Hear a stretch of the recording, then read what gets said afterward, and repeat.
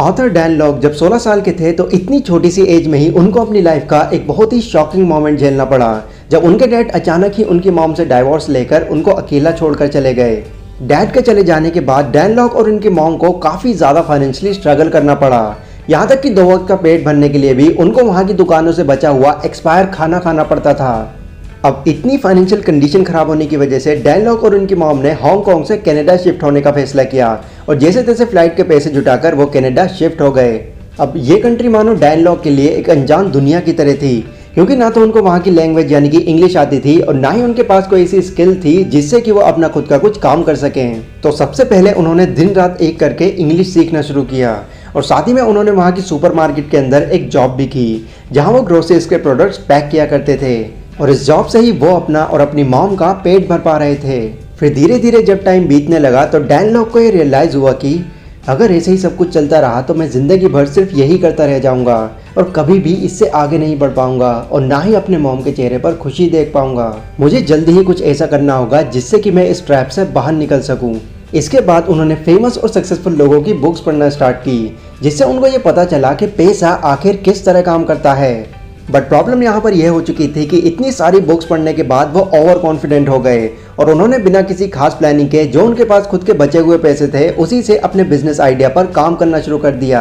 और उनकी इसी गलती की वजह से वो सिर्फ 3 सालों के अंदर 13 बार फेल हो गए। पर डैन लॉक तो ये बताते हैं कि ये फेलियर्स ही थे जिन्होंने मुझे आगे चलकर सक्सेस का रास्ता दिखाया और उसी रास्ते को फॉलो करके मैं अपनी लाइफ में कामयाब होता चला गया। आज डैन लॉक एक एंटरप्रेन्योर होने के साथ साथ एक author, business trainer, copywriter, motivational speaker, YouTuber और कंसल्टेंट भी हैं और इन सब चीज़ों को मिलाकर उनकी नेटवर्थ मिलियंस तक जा चुकी है।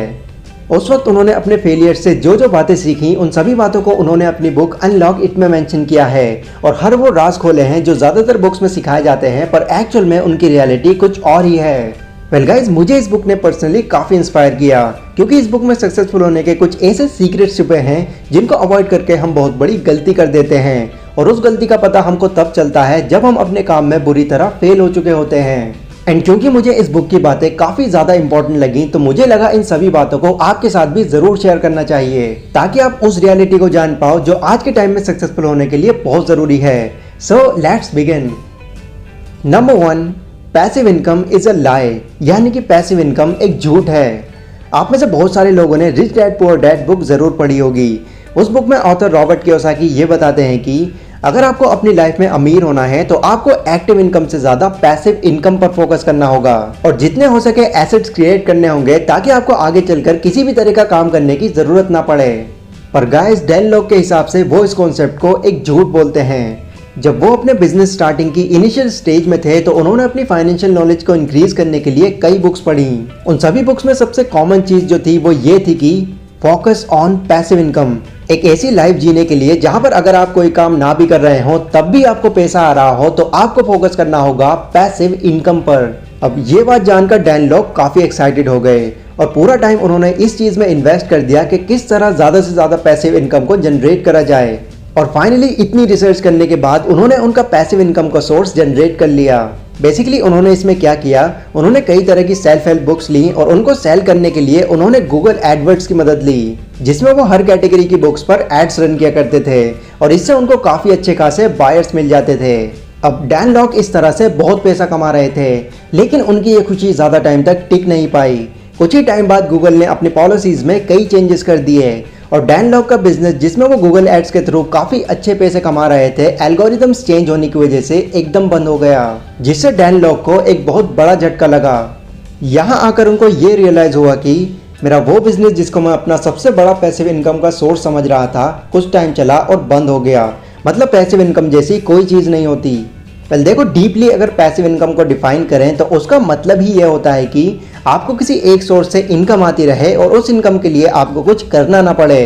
पर डैन लॉक इस डेफिनेशन को आधा सच मानते हैं। हाँ, ये बात काफ़ी हद तक ठीक है कि पैसिव इनकम से एक ऐसा सिस्टम क्रिएट किया जा सकता है जिससे आप बिना काम किए भी पैसा अर्न कर सकते हैं, लेकिन उस सिस्टम को क्रिएट करने के लिए जो टाइम, पैसा और एफर्ट्स लगने वाले हैं वो काम हर इंसान के बस में नहीं होता।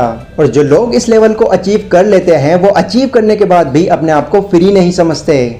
एग्जाम्पल, अभी ये दुनिया के जितने भी बड़े बड़े अमीर लोग हैं जैसे Elon Musk, Jeff Bezos, Mukesh Ambani, Ratan Tata या बिल गेट्स, इनके पास टोटल इतनी इनकम है कि अगर ये चाहे तो अपने साथ साथ अपनी आने वाली कई पीढ़ियों को आराम से बिठाकर खिला सकते हैं। बट बावजूद इसके ये हर सुबह उठते हैं और अपने काम पर चले जाते हैं। क्यों?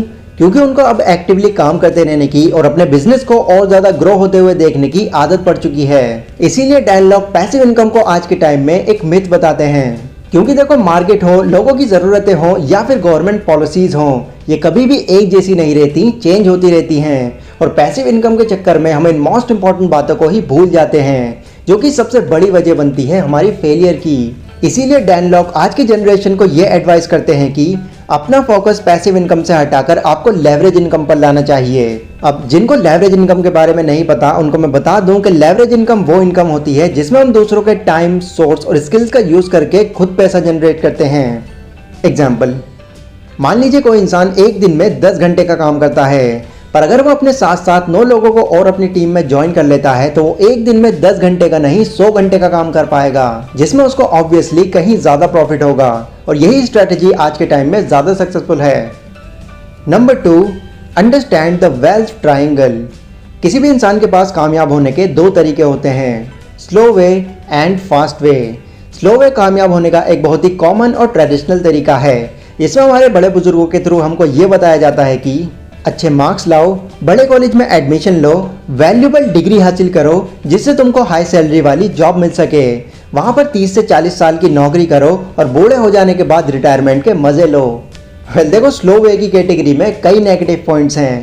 पहला तो आपको अपनी सैलरी के लिए किसी दूसरे पर डिपेंड रहना पड़ेगा। दूसरा, आप अपने खुद के लिए एक्स्ट्रा टाइम भी नहीं निकाल सकते, अगर निकाला तो आपकी सैलरी कट जाएगी। और तीसरा, आपको हमेशा ही किसी दूसरे के अंडर में काम करना होगा। और वहीं पर दूसरा तरीका आता है फास्ट वे का। इस रास्ते को फॉलो करके आप बहुत ही कम टाइम में ज़्यादा इनकम जनरेट कर सकते हैं, वो भी बिना किसी दूसरे के अंडर काम किए।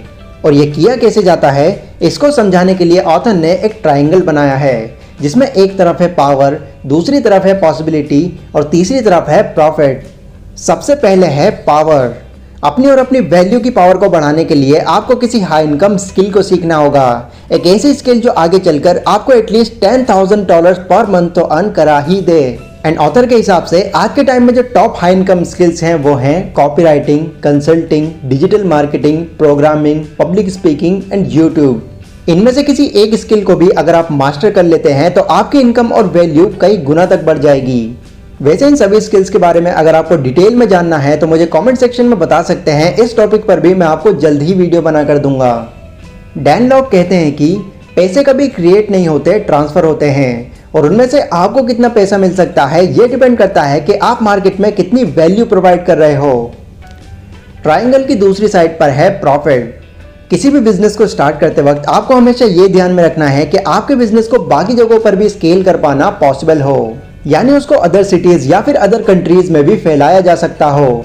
एग्जाम्पल, अगर आप एक शॉप खोल रहे हैं तो आप सिर्फ एक पर्टिकुलर एरिया को ही टारगेट कर पाओगे, बट वहीं अगर आप अपने प्रोडक्ट को ऑनलाइन सेल कर रहे हैं तो आप अपने प्रोडक्ट को सिर्फ सिटी या कंट्री में ही नहीं बल्कि पूरे वर्ल्ड में कहीं भी पहुंचा सकते हैं।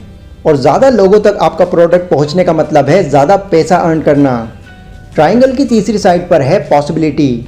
हमारे बिजनेस में पॉसिबिलिटी तब आती है जब हम हाई रिटर्न्स पाने के लिए अपना पैसा इन्वेस्ट करते हैं। अब ये कोई स्टॉक मार्केट या फिर म्यूचुअल फंड वाली इन्वेस्टमेंट नहीं है, ये इन्वेस्टमेंट है आपकी सेल्फ इन्वेस्टमेंट, यानी कि इसमें पूरा कंट्रोल सिर्फ आपके हाथ में होगा कि आपको अपने पैसे को कहाँ, किस पर और कैसे इन्वेस्ट करना है। अगर आपको अपना बिजनेस ग्रो करने के लिए लोगों की ज़रूरत पड़ रही है तो आप उन पर इन्वेस्ट कीजिए। अगर बिजनेस को रन करने में रिसोर्सेज कम पड़ रहे हैं तो आप उस पर इन्वेस्ट कीजिए। और अगर आपका प्रोडक्ट और ज़्यादा लोगों तक पहुंचाने के लिए मार्केटिंग की ज़रूरत पड़ रही है तो आप उस पर भी इन्वेस्ट कीजिए। ये चीज़ें आपको सच बहुत हेल्प करेंगी आपका टाइम बचाने में, प्लस आपका बिजनेस ग्रो करने में। तो ये सभी शानदार बातें मैंने आपको डैन लॉक की एक बहुत ही अमेजिंग बुक अनलॉक इट से बताई हैं। इस बुक में इसी तरह की और भी काफ़ी सारी वैल्यूएबल बातें बताई गई हैं जो कि आज के टाइम में ग्रो होने के लिए कहीं ज़्यादा इंपॉर्टेंट है।